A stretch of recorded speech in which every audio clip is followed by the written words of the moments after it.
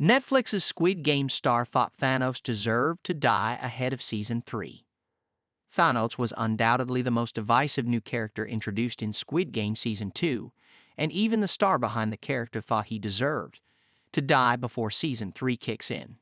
Squid Game made its highly anticipated return for Season 2 last year, and it was quickly an even bigger hit for Netflix than the first season.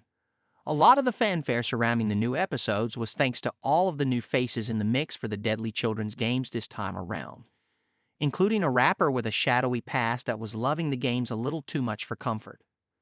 Thanos really elicited the biggest response from Squid Game Season 2's episodes, but the biggest reaction came with the reveal of his ultimate fate, being killed off during a fight in between games instead of the games themselves, and outside of Ga-hun's rebellion towards the end of the season.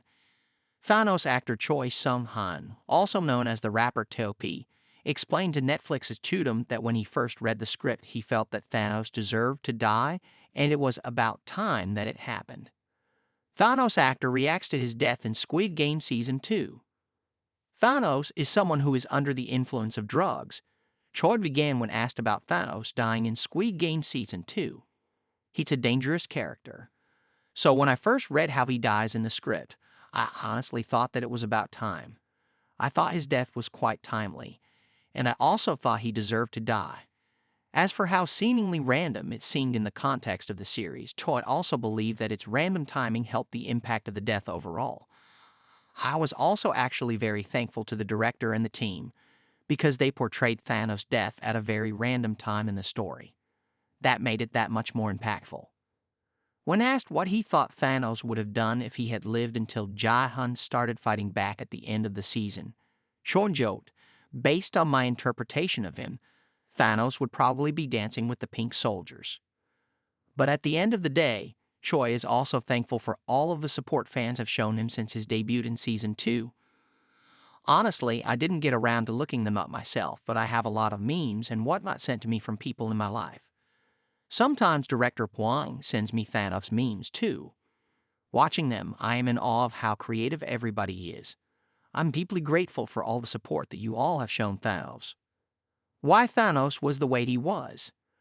In opening up about his performance as Thanos, Choi explained his approach as such.